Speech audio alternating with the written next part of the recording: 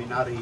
At ito na nga yung aking sitwasyon ngayon na bakit ako napunta rito sa liblib na lugar na ito. Alain nyo po, ang driver namin pero nagtataka na yun, dadaan na yung pagdating na ng raptor sa biyaya ng Panginoon.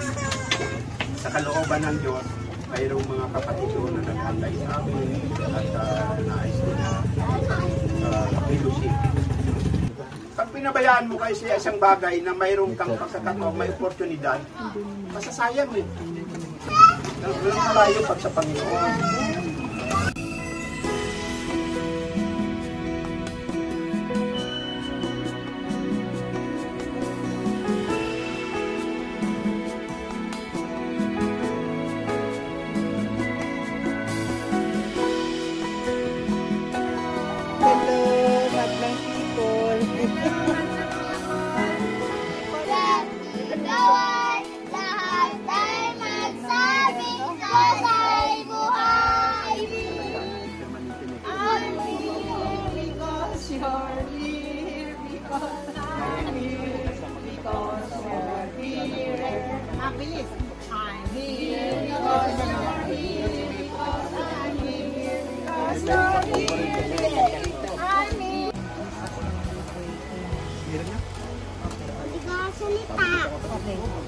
Ang story natin na alam niyo kung ano, sinong kilala kay Sakil para sa Panginoong Diyos nga naglikha sa atin. So, palakpakan muna natin ang ating dakilang Diyos. Amen.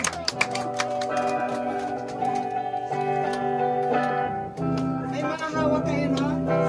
God is good. God is good. All the time. He put the song of praise on this heart of mine. God is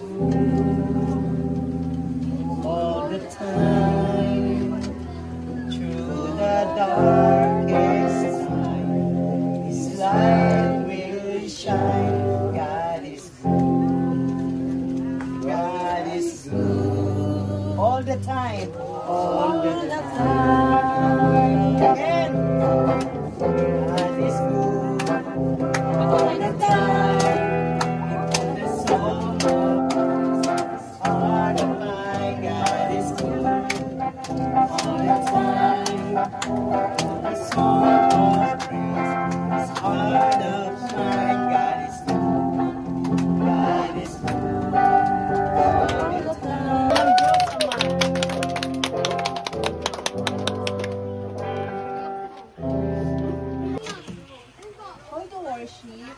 Sa awit 100:1-2, umawit sa kagalakan ang lahat ng mga bansa. Si Yahweh ay papurihan, paglingkuran siyang pusa. Lumapit sa presensya niya at umawit ng may tuwa. Let us pray. Amang makapangyarihan sa lahat. Lord, maraming salamat po, O God, sa oras ng Lord. Salamat at naririto kami muli ngayon, O Lord, sa iyong presensya, O Lord God. Salamat, Ama, sa iyong protection, sa buong linggong pagpapala, O Lord God. Nakikita niyo po ngayon, Ama, ang bawat isa, O Lord God. Tinataas ko po sila sa inyo, O Lord God. Ihanda niyo po ang bawat isa sa amin, Lord God. Ang aming puso, ang aming isip, O Lord God. Upang sa ganun, O God, ay magkaroon muli kami ng kagalakan, O Lord, kalakasan sa aming pananampalataya, O Lord God. Maraming salamat po, O God. At ganun din, O God, tinataas ko din po, Ama, ang aming pastor na siyang maghahayag mamaya, Ama, ng iyong salita, O Lord God. Ang handa niyo po, Ama, ang bawat isa sa pakikinig. Upang sa ganun, O God, yung kalakasan namin, Ama, ay maihanda namin sa buong linggo muli, O Lord God. Maraming salamat po, Ama. At patuloy ko rin po itinataas, Ama, ang aming mga kapatiran, O God, na wala sa oras na to, Lord God, ano man ang ginagawa sa oras na to, Lord God, kayo po ang nakakaalam, Ama. I-bless nyo rin po sila, O Lord God. Ganun din naman sa aming sister church, sa Amazing Grace, Lord. Ganun din sa kanila, Ama, na nag-worship sa oras na to, O Lord God. Lord, maraming salamat po, O God. Handa nyo rin po ang kanilang mga pastor doon, Lord. Salamat po, Ama. Ito po aking dalangin sa pangalan ni Jesus. Amen. Para sa intercessory prayer.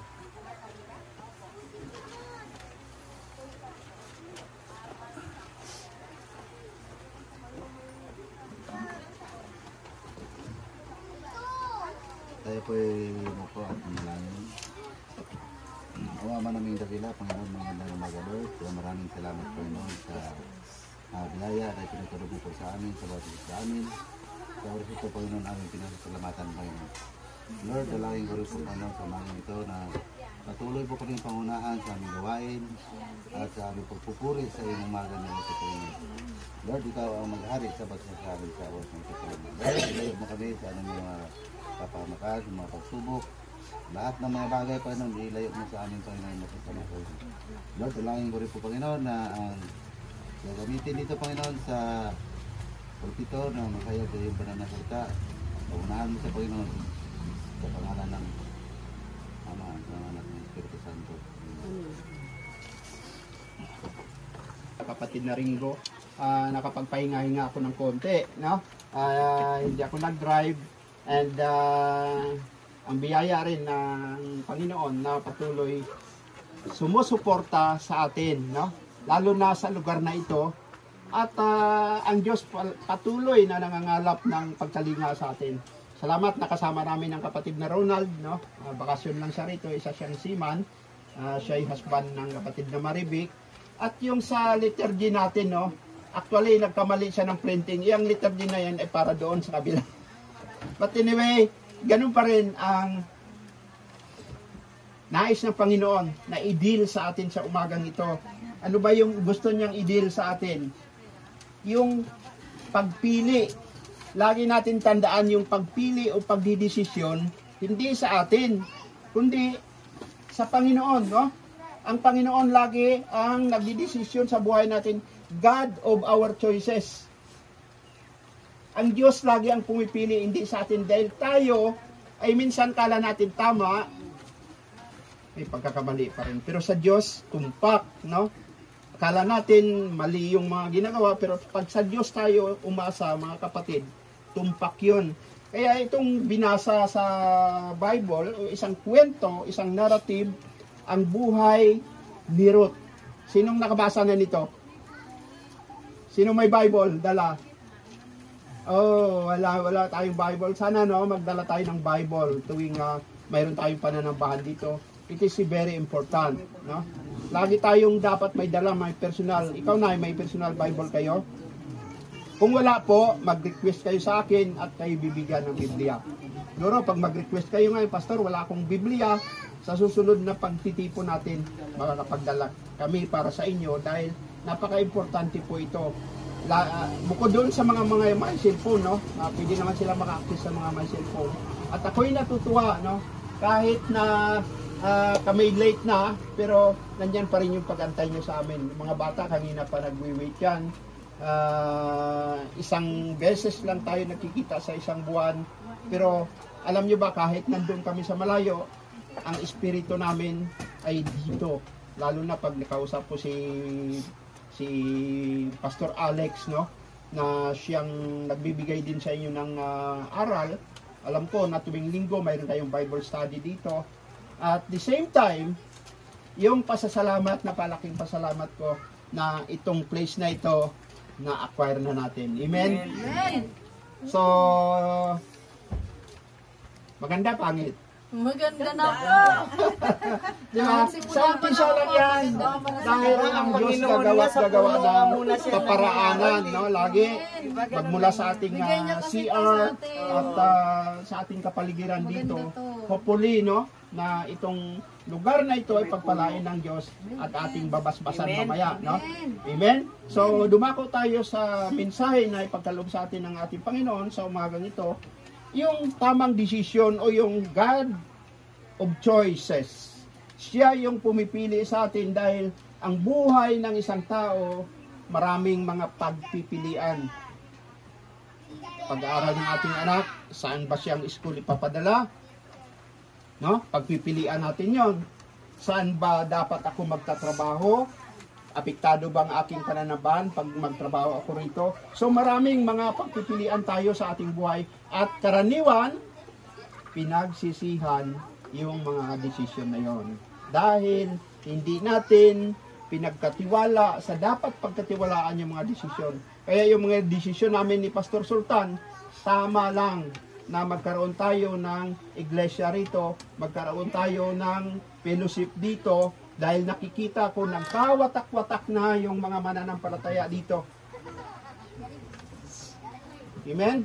So yung pagkawatak-watak na yun, tulad tayo ng mga Kristiyano noon na kung saan na sila dinala, saan na sila tinangay ng mga pangako na hindi natupad, no?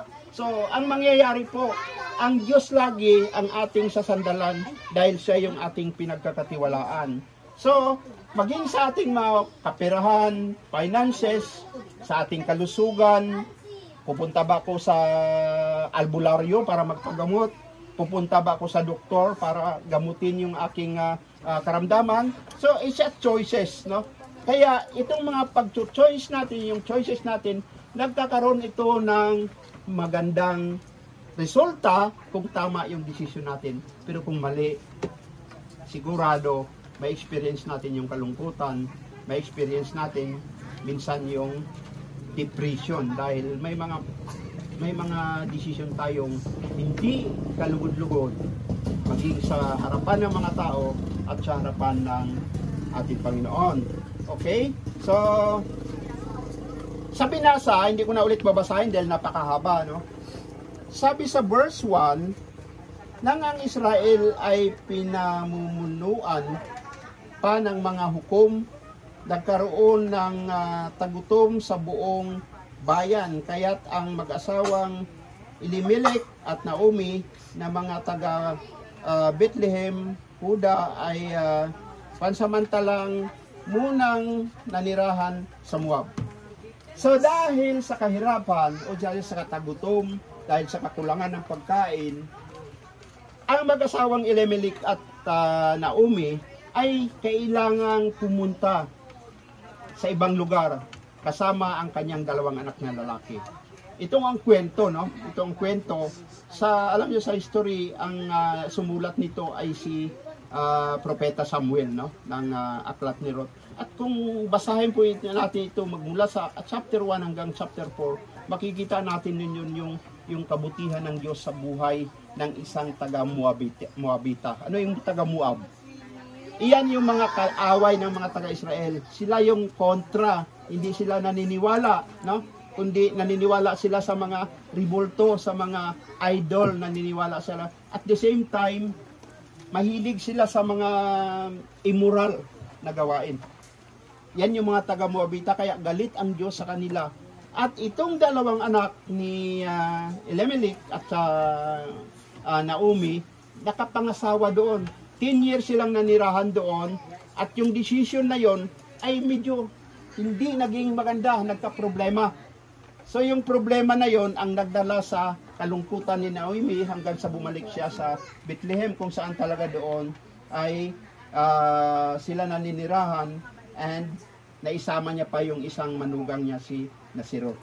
At yung kwento na yon ay uminog, no, sa katauhan ni Ruth na siyang nagdesisyon ng tama, nagdesisyon siya ng naayon sa panukala ng Diyos. So, bago tayo pumunta sa mga bagay na dapat nating tingnan, bagay na dapat nating lingapin, ay lumapit tayo sa Panginoon na magkaroon tayo ng wisdom para maunawaan natin yung mensaheng ito sa umagang ito.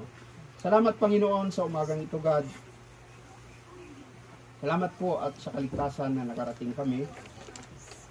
10 ng aking kasamahan, Panginoon. Salamat po sa bawat buhay nila, maging ang narito ngayon, mga mananampalataya dito sa lugar na ito. Aking dalangin, Panginoon, na malukob kami ng Espiritu Santo upang maunawaan namin ang mensahe sa umagang ito, God. Patnubayan niyo po kami, Panginoon, maging ang bawat isa sa amin at sa mga kapatid namin na wala rito ngayon. Alam ko sa darating na pagtitipon namin, makasama namin sila.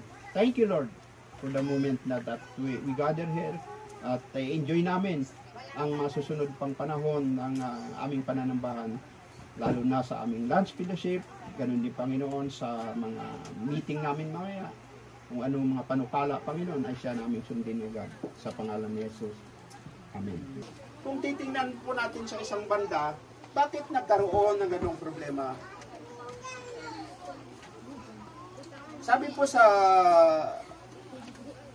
chapter na ito, mayroong 5 choices, no, na nakita tayo doon sa kwento. Ano ba yung sino ba yung gumawa ng mga choices na yun? Sino ba yung pumili? At anong nangyari sa pamilyang ito? No? Ng pamilya ni Elimelech at ni Naomi. Una, yung Elimelech, yung tatay, no? Yung tatay, the head of the family, iniwan niya, no? Dahil may tagutom. Mayroon siyang pagmamahal sa kanyang pamilya na ayaw niyang magutom ang kanyang pamilya. Ganun po yung sitwasyon natin ngayon, no? Pag nagutom na ang ating pamilya, kahit hindi ayon sa kalooban ng Panginoon, gagawin natin at gagawin natin. Pero bakit ang mga naiwan doon sa Bethlehem, sa Israel, no? Nandoon naman sila, hindi naman sila namatay, no? Hindi naman sila nagutom doon. Siguro, iningatan sila ng Diyos, inaruga sila ng Diyos, at may binalikan pa sila uminagyan, nandun yung mga kamag-anak nila. So yan isang bagay na yung pagdidesisyon, yung pag-divert sa Moab, although mahal niya yung kanyang pamilya, ayaw niya magutom, pero ito ay hindi kalooban ng Panginoon. Bakit? Kasi lugar iyon ng kaaway ng Israel. At isa pa, bawal sa kanila mag-asawa ng unbelievers. Pero ang dalawang anak ay nag-asawa, iyon yung pangalawang choices, no? Yung dalawang anak niya na nag-asawa ng taga-ibang lugar.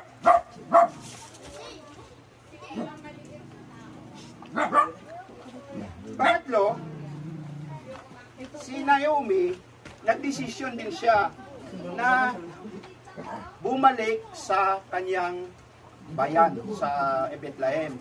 Good morning. Yun yung pangatlong desisyon, no? Yung pang-apat na desisyon, in-encourage ni Naomi yung kanyang mga manugang na bumalik na sa Moab. Mga bata pa kayo, maganda yung buhay niyo doon, bumalik kayo doon. Sa Bethlehem, wala kayong maasahang maganda doon dahil baka tagutom pa doon o kulang pa yung mga provision ni Lord. So, maling desisyon yun, ano, no? Maling desisyon. Sabi niya sa kanyang mga manugang, you are free, no? Free na kayo, wala na kayong wala na kayong mga asawa So free na kayo makapag-asawa muli. Hanapin nyo yung tamang buhay nyo na saan kayo pagpapalain. Yung panglimang choices, ito yung decision ni Ruth na sumama siya sa kanyang biyanan. Doon sa verse 16 na binasa natin, kung saan kayo, nandun din ako. Kung saan kayo mamamatay, doon din ako mamamatay. Kung sino ang Diyos mo, yun ang Diyos ko. Napakagandang desisyon na ating makita po sa umagang ito. At yan ay, ano yung mga basic principles sa buhay natin, no? Ano ba yung mga prinsipyo na bakit kailangan kong piliin yung sinasabi ng Panginoon? Hindi siya nagsasalita sa atin, pero sa pamamagitan ng Biblia, nandito lahat yung mga decision making. No? Sa paghawak ng pera, nandito dito. Sa pagpaaral ng ating mga anak, sa pagtuturo ng ating pagdidisiplina ng ating mga anak, nandito lahat. No? Pati yung mga pulis nga no? Nandito sa Biblia. Pati yung mga ginagawa ng mga tao, nandito lahat sa Biblia, nandito yung katuruan. Pero ang napakalungkot na marami tayong hinahanap pa ng mga ibang kaparaanan upang ano ba talaga yung magandang desisyon? Ano ba yung mga magagandang advantage na makapagbigay sa akin siguro ng ginhawa? Yun yung lagi nating iniisip. Pero itong mga prinsipyo nito mga kapatid ay napakaganda ito sa buhay natin. So pag pili tayo, laging tandaan natin, ito ba ay kalooban ng Diyos? Ano ba, aalis ako dito sa lugar na ito. Siguro maghanap ako sa ibang lugar, mag-divert ako sa ibang lugar. Tama ba na iiwanan ko yung lugar dito na may mga kapatid ako dito sa pananampalataya, mayroon akong kamag-anak dito, no? So yun, pag ano yun, no? Pag timba-timbangin nyo yung mga decision na yun, at higit sa lahat, ano yung kalooban ng Diyos sa buhay mo. Una sa lahat po natin, natandaan, ano bang kalooban ng Diyos? Bakit kailangan ko pang umalis? Bakit ko kailangan ko pang manatili? So, bilang mga anak ng Diyos, o bilang mga mananampalataya, yung mga choices o yung mga decision dapat natin is klaro. No? Very clear dapat sa buhay natin. Ano ba ang magiging pabor nito at ano ang magiging pabor sa ating pamilya. Lahat po yan. Alam nyo, nung ako'y nagsara ang kumpanya na pinapasukan ko, no? Almost 20 years din ako sa company. Nung nagsara dito sa Pilipinas, nag-divert sa Vietnam, nagtayo siya ng planta doon. Na? Sabi ng kumpanya sa akin, kung gusto mo pa magtrabaho, pumunta ka ng Vietnam, doon ka mag-divert, dali mo yung anak mo, kay lahat, maganda yung offer, no? Pinapit ko mula sa aming asawa, kasi dapat dalawa kami ang magdidesisyon. Pero sabi niya pa, huwag na lang. Ayaw niya rin sigurong mahiwalay ako sa feeling niya, no? Ayaw niyang palayo ako sa kanyang feeling, lalo na sa mga anak namin nag-aaral pa noon. So, hindi nangyari yon dahil ang Diyos ang nagturo ng tamang desisyon sa buhay namin. So, hindi ko nag-ginrap yun at nag-umpisa ako, nag-aaral ako sa pagpapapastor. Kahit may edad na ako, nag-aaral ako sa pagpapastor, sa seminary. At ito na nga, yung aking sitwasyon ngayon na bakit ako napunta rito sa liblib na lugar na ito. Alayin nyo, pangina, ang driver namin pero nagtataka na yun, dandaan na yung pagdating na ng rough road. Talagang pagbaguhan ka, makikita mo ang hirap ang lugar na yan. Pero sa biyaya ng Panginoon, sa kalooban ng Diyos, mayroong mga kapatid doon na nag-antay sa amin at nais ko na fellowship. So, saan bang malaga? Manatili doon o pumunta dito? Yan ay ilang beses ko inisip na sa kalayo naman. Kahit yung isip, malayo yun pa. Walang malayo pag sa Panginoon. There's a way, there's a will, there's a way. Kung mayroon ka talagang ito ang principle sa buhay. Pag pinabayaan mo kayo sa isang bagay na mayroon kang pagkakataon, may oportunidad, masasayang eh. So binigay ng Panginoon na magkaroon ako ng oportunidad para buhayin muli at maibahagi pa sa iba yung hindi mananampalataya na maidala natin sa presensya ng Diyos. Diba, napakalaking accomplishment sa buhay. Diba? So, yun yung isang decision na tayo bilang mananampalataya, isang prinsipyo na kailangan natin mag-navigate, no? Kailangan natin mag-explore. I'm very thankful, no? Dahil sa mga kapatid ko na narito ngayon, Mr. Freda, Mr. Marivic, Mr. Dinky, na nagbigay ng kanilang panahon, oras at financial upang sumuporta sa gawaing ito. So, unang prinsipyo, no? Unang prinsipyo na dapat nating tingnan, always look to God's Word. Lagi natin unahin ang salita ng Diyos, no? Pag mayroon kang desisyon na gagawin, Sister Glory, hindi ko na pa Sister Glory. May nilakad ka. May nilakad. So, look to God's Word, no? Lagi po natin titingnan, ito bang decision ko mayroong connection sa Biblia? May makikita ba ko? Hahanapin mo ngayon. Halimbawa, pagdidisiplina sa mga bata. Anong sabi sa Kawikaan? Teach the children the way he should go. No? Ituro natin sa bata ang daan na para sa kanya. Para sa kanyang paglaki, hindi siya mapariwara. Yung isang bata, no? Pag nataniman natin ng pagtuturo ng maganda yan, lalo na sa ating mga magulang, pagdating ng panahon na humiwalayan sa atin, alam niya na kung ano ang gagawin. Hindi nga tayo lagi mag-remind sa kanya dahil mayroon na natamnan na siya no? Saan man siya pumunta, dala-dala niya yung salita ng Diyos. So, tinatransfer lang natin yung ating karunungan karunungan mula sa Diyos doon sa mga taong mahal natin. Kaya narito tayo ngayon, no? Dahil gusto natin matuto, gusto natin makita ano ba ang mga kaparaanan ng Diyos sa buhay ko.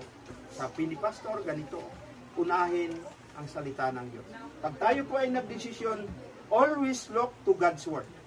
Lagi po ang Biblia ang tutunghayan natin. Hindi yung ibang mga libro, hindi yung mga although kukuha tayo ng mga advice sa ibang tao, pero piliin natin yung mga nag-a-advise sa atin. Kung siya ba ay karapat-dapat, siya ba ay mapagkatiwalaan. No? So, ganun ang isang matalinong desisyon. Ang una ay yung pagbabasa ng Biblia. Yung sabi na, kaka-store ko lang yan. Ito na yung gagawin ko. Pag wala akong pera, pupunta ako ng Bombay. No? Napakadali lang. Shortcut tayo lagi. Yan yung problema sa panahon natin ngayon. Hindi muna inuuna ang Diyos, kundi nilalaktawan natin yung kanyang presensya at nakakapag-desisyon tayo na hindi maayos. Amen? So, pag pinag-usapan natin yung Biblia, mga kapatid, ang dalawang anak, alam na nila, no? Dalawang anak ni Naomi at saka ni Elimelech, alam na nila na bawal na mag-asawa ng ibang mga taga-bayan. Pero ginawa pa nila, hindi sila sumangguni, hindi sila sumunod sa salita ng Diyos. Kaya anong nangyari? Nagka-problema sila doon. Bumagsak yung kanilang kalusugan according sa mga scholars, Bible scholars. No? Bata pa sila, namatay na sila, nagkasakit. At yun ang nangyari. Dahil mayroon ginawa silang mali na hindi kalugod-lugod sa Panginoon. Sabi sa Deuteronomy chapter 7, verse 3 and 4, at pasasambahin sa kanilang mga Diyos-Diyosan. Kapag nagkaganon, magagalit sa inyo si Yahweh at kayo'y lilipunin agad. yan, no? So, yung batas sa kanila, no? Kautusan mula sa Diyos na huwag kayong makasawa ng taga-ibang lupa. No? Dahil iba yung katuruan nila, iba yung kultura, iba yung orientation ng paglaki. Halimbawa, ikaw Kristiyano, tapos nakapangasawa ka ng hindi Kristiyano, yung orientation nila ma-adapt. Mabuti sana kung sila ang madala mo, no? Pero karaniwan sa atin, alam ko na nadala natin yung ating mga mahal sa buhay, di ba? Pero what if pag tayo madala? So may potential siya, no? Na pwede tayo mag-sway at hindi nagiging maganda yon. Sabi ng Panginoon, nagalit ang Diyos sa kanila. So para makita natin, yun lang ba? Nung unang panahon lang ba? Sa lumang tipan lang ba yun? Maging sa bagong tipan. No? Itinuro ni Apostol Pablo, sabi doon sa 2 Corinthians chapter 6 verse 14, huwag kayong makisama sa mga di sumasampalataya na para bang kapareho ninyo sila, maaari bang magsama ang katwiran at ang kalikuan, o kaya ang liwanag at ang kadiliman. So maging sa panahon ng mga Kristiyano, panahon ni Apostol Pablo, kanyang nire-remind yung mga mananampalataya na hindi pwede tayong makikihalubili sa mga hindi. Para bang ano tayo, no? Para bang judgmental tayo, pero hindi po yun. Nire-remind lang tayo para hindi tayo mabuyok doon sa ibang mga hindi sumasampalataya. Baka tayo nga naman matangay, no? So, bakit ang Biblia? Bakit ito lagi natin sasandalan? Bakit bago tayo magdesisyon, bakit siya ang ating uunahan? Sabi sa 2 Timothy chapter 3 verse 16, ang lahat ng kasulatan ay kinasihan ng Diyos at kapakipakinabang sa pagtuturo ng katotohanan. Take note ng katotohanan. Lagi po yung facts, yung totoo. Lagi po yung katotohanan ang dala-dala natin. Dahil tinuruan tayo ng Biblia, isiniyalin sa atin ang turo at natutunan natin na ito pala ay kapakipakinabang dahil sa pagtuturo ng katotohanan, sa pagsaway ng kamalian, sa pagtutuwid sa likong gawain, at sa pagsasanay para sa matuwid na pamumuhay. So, sinasanay tayo pala, no?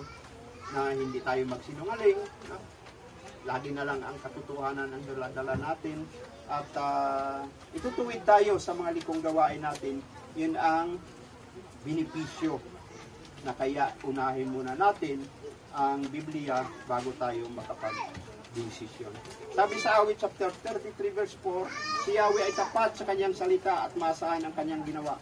So pag inaasahan natin, so pinagkatiwalaan natin ang salita ng Diyos, maasahan natin na totoo yung mga sinasabi ng ating Panginoon sa Amen? At sino? Halimbawa, wala tayong alam, hindi pa natin alam yung Biblia. Ang Diyos ang nagpapadala ng mga manggagawa. No? Either pastor, either nagtuturo, mga teacher, mga guro, no? Mga apostol. Pinapadala ng Diyos yan. Kaya yung ating, pag tayo po ay naniniwala na yung daladalang balita nila sa atin, daladalang mensahe sa atin, ay mapagkatiwalaan. Na ito, nagbago na yung aking buhay dahil kay pastor, no? Dahil sa nagturo sa amin. Di ba, napalaking benepisyo yun, napakalaking pabor sa buhay natin. Kaya dapat, pinapahalaga natin ang mga nagtuturo sa atin. Dahil pinapahalaga natin ang Diyos, pinapahalaga natin yung kanyang salita, papahalaga natin yung mga nagtuturo sa atin. Okay? So, bakit si Elimelech nagdesisyon ng hindi rin tama? Bakit siya nag-driver? According sa mga speculation, no, ng mga Bible scholars, ang nangyari kay Elimelech ay tulad siya ng isang prodigal son. Iniwan yung lugar, naglustay ng mana niya sa ibang lugar, no, at bumalik na walang natira sa kanyang mana. Ngunit tinanggap siya ng kanyang ama, no? Yan yung ikinumpara si Elimelech na bakit pa siya umalis? Bakit pa umalis itong prodigal son na ito? Siguro nagpasasa siya sa ibang lugar ng kanyang mga kayamanan. Maging si Abraham, nung pumunta siya sa Ehipto, no? Diba? Muntik nang ma-rape si Sarah doon. Diba? So, may mga decision tayo minsan na nagiging vulnerable tayo sa mga masasamang tao, masasamang elemento, no? Kasi gusto natin, minsan, parang gusto natin lumapit sa, parang gamo-gamo yan eh. Kahit mainit na yung apoy, gustong-gusto pa doon dumikit, ano? Kaya, dapat, lagi natin titingnan ang mga decision making natin. Promised land was buried in Moab, no? Si Moses, hindi nakarating sa lupang pangako, namatay siya sa Moab at doon inilibing. So, si Lot, no? Ang kanyang choices ay tumira sa Sodom and Gomorrah. So, ano nangyari? Sinunog ng Diyos yung lugar na yon. At mabuti na lang, tiniligtas sila ng Panginoon sa panganib na nangyari doon sa Sodom and Gomorrah. Pangalawang prinsipyo, pray for the understanding. Dinadalangin ba natin yung unawa? Ano ba yung unawa? Ang pagkaunawa ay isang factor na nakapag-desisyon tayo ng tama. Halimbawa, may nang-asar sa atin, ano? Pag wala tayong unawa, wala tayong pasensya, papatulan natin siya. Pag pinatulan, ano na mangyari?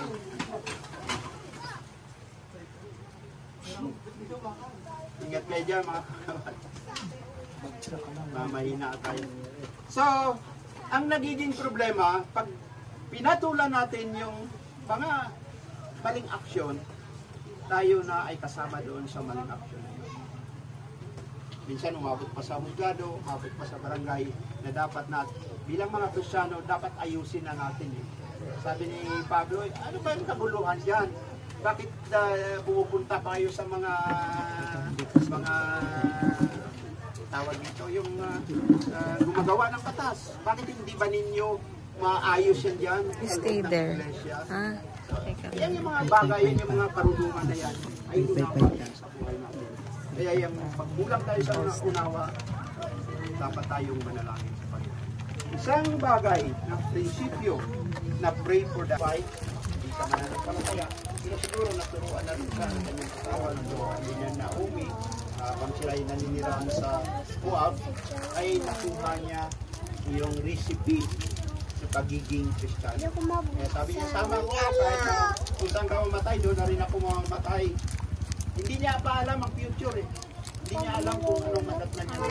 Hindi niya alam kung anong magiging buhay. Ang alam niya lang sigurado, aalagaan kita.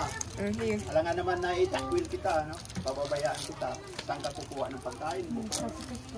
Pero kung basahin po natin ang buong aklat ng Ruth, makikita natin doon yung pagpapala ng Panginoon. Pangatlong prinsipyo, ito motivated by love. Maging sa ating mga anak. Pasaway na anak, anong gagawin natin? Pasaway. Diba? Pinapagalitan, pinisyawan. Kita nga kung ano-ano mga sinasabi natin. Pero kung we are motivated by love, kahit ganyan yung magiging sitwasyon, pagkatiwala mo sa Diyos. Pag hindi mo na kaya, pagkatiwala mo sa Diyos. Sa Diyos ka lagi, yung huling ano natin eh, yung huling escape natin lang. Dahil wala na tayong kakayanan, pero ang Diyos, laging posible sa Diyos. At yan ang magiging gabay natin mga kapatid. Eh ito si Ruth, no? Nai-demonstrate niya yung unconditional love. Okay lang, basta sasama ko sa iyo. In verse 17, pakibasa ng Liches sa verse 17. Kung saan kayo mamamatay, doon ako mamatay, at doon din ako manilibing. Parusahan sana ako ng away ng pinakamabigat na parusa kung papayagan kong magkalayo tayo. Maliban na lamang kung paghiwalayin tayo ng kamatayan. Ano sabi niya? Parusahan naman ako ni Yahweh pag pinabayaan kita. Ang ibig sabihin, alam niya na yung magiging kahinatnan niya pag pinabayaan niya yung kanyang biyanan. Tayo, alam na natin kung anong mangyayari. Ginagawa pa rin natin yung mali. Yung problema. Dapat po, ano tayo eh, yung isip natin, alam natin yung magiging mangyayari pag ito ang pinili natin. Yung magiging. Pero si Ruth, makita natin, paparusahan nga ako ni Yahweh pag hindi ko ginawa ang nararapat para sa iyo. Doon ako mamatay. Doon ako titira. Doon din ako mamamatay. Yan po yung isang bagay na maihabiling ko sa inyo. As we serve God, tayo ay nakakilala sa Diyos. Minsan yung decision making natin hindi align doon sa mga prinsipyo na yon. Kaya yung mga prinsipyo una ay sumang-ayon o magtiwala sa salita ng Diyos. Pangalawa, tingin natin sa panalangin yung tulungan, unawa. At sa pangatlo, huwag tayong maglingkod. Dapat ang kondisyon. Dahil ang Diyos ang magbibigay ng pagkuya sa atin sa darating na panahon. Tayo tumayo, manalangin. Salamat po Diyos sa iyong mensahe. Narito po ay ang kawan, Panginoon, na patuloy na malapit sa inyo, na may pagkumbaba sa aming puso. Turuan niyo pa nga kami, lalo na sa aming mga decision making, sa aming mga choices, ano ba ang dapat namin gawin. Pag hindi po namin alam, we have to open our Bible and pray for the divine wisdom that we should know. Salamat po Diyos sa bawat isa na narito ngayon. Salain niyo po ang aming buhay sa pangalan ni Jesus.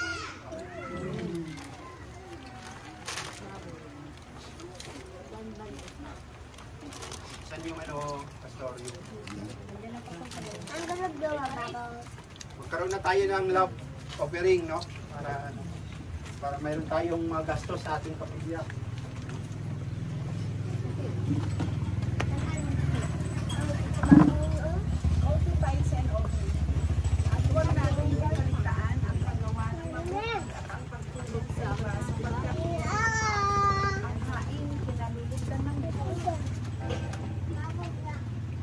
Ialay natin sa Diyos ang katapatan at kapahalagan ng ating salamat. Sa Matthew 13 verse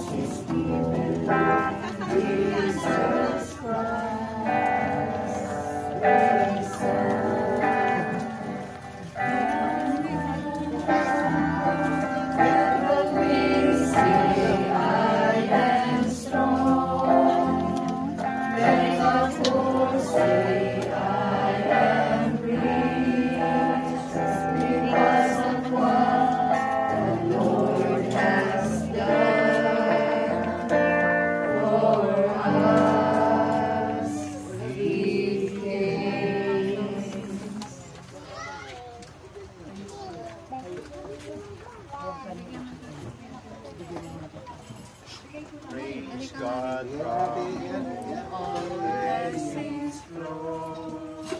Praise Him, all creatures below. Praise Him above in heaven. Praise Father, Son, and Holy Ghost. Amen. Salamat Panginoon sa mga handog na pinagkalog namin sa inyo. Patuloy nga Panginoon ang aming buhay na walang katapusan upang i-provide ang aming pangangailangan sa pang-araw-araw. Aking nilalapit Panginoon ang aming pasasalamat sa pamagitan ng mga salapin ito upang maitaguyod ang gawain sa lugar na ito Panginoon. Pagpalain niyo po ang bawat buhay namin sa mga may trabaho. Ganon din sa mga walang trabaho Panginoon. Pagpalain niyo po ang mga munting negosyo namin at ganin din o Diyos sa mga pinagpupunan namin. Salamat po Panginoon, ito pong aming dalangin sa pangalan ni Jesus. Amen. Bigyan niyo po kami ng puso na magkakaisa kami Panginoon sa isang layunin na walang kondisyon, kundi ang maglingkod sa inyo. Aking nilalapit po ang mga kapatid na narito ngayon, lalo na sa lugar na ito. Bigyan niyo po sila ng maayos na kalusugan, Panginoon. Bigyan niyo po sila ng pangangailangan sa araw-araw. Aking nilalapit ang mga may karamdaman sa mga oras na ito. Makamta namin ngayon, Panginoon, ang total na kagalingan sa aming kaluluwa. Lord, tulungan niyo po kami, Panginoon God, na maitayo ang maayos na bahay sa bahayan mo. Wala po kaming pera, wala po kaming mapagkukunan, kundi kami nagtitiwala sa inyo na ipoprovide mo at hindi ka mag-atubili, Panginoon, na ipagkalob ito sa bawat isa sa amin. Salamat po Diyos maging sa buhay ng mga nais na maglingkod sa inyo. Sa pangunguna ni Pastor Sultan, nadalangin ko ang kanyang buong sambahayan, Panginoon. Tulungan niyo po siya, O God, na mairaos ang mga kaluluwa na narito ngayon at yung mga kaluluwa na hindi pa namin nalingap, Panginoon. Ituro niyo po sa aming mga anak habang sila ay lumalaki ang tamang relasyon sa inyo, O Diyos. Pagpalain niyo po ang kanilang pag-aaral. Pagpalain niyo po ang kanilang mga magulang kung saan inararaos ang mga gastusin para sila ay lumaki na magkaroon ng karera, Panginoon. Nilalapit ko rin, O Diyos, ang mga may trabaho. Ang kanilang araw-araw sa pagpasok sa trabaho siguro malalayo. Mahirap ang lugar na ito. Kanilang sinasakyan, Panginoon, lalo na pagtag-ulan, maputik ang daan, Panginoon. Tulungan niyo po sila, Panginoon, kami rin po. Bilang inyong mga lingkod, ay patuloy na maglingkod pa, Panginoon, sa abot na aming makakaya at sa pamagitan ng iyong gabay at tulong, Panginoon. Nilalapit ko rin, O Diyos, ang mga supporters na handa pa rin magtulong, Panginoon, upang ang aming mga inadadalangin, Panginoon, ay magkaroon ng katuparan. Alam namin, O Diyos, na darating at darating ito. Salamat po, Panginoon, maging sa aming maiksing pagsalo-salo ngayon, tanghali. Ma-enjoy namin ang kagalakan, Panginoon. That we are your sons and daughters, Panginoon. We are a brotherhood of faith. Especially, Panginoon, sa lugar na ito na aking binabasbasan sa mga oras na ito sa pangalan ng aming tagapagligtas na si Jesus Cristo. At ang biyaya ng Ama na siyang nagbigay ng kanyang anak upang kami makaroon ng buhay na walang hanggan. At ang pakikipisan ng banal na Espiritu sa aming buhay makamta namin ngayon at magpakailanman. Amen.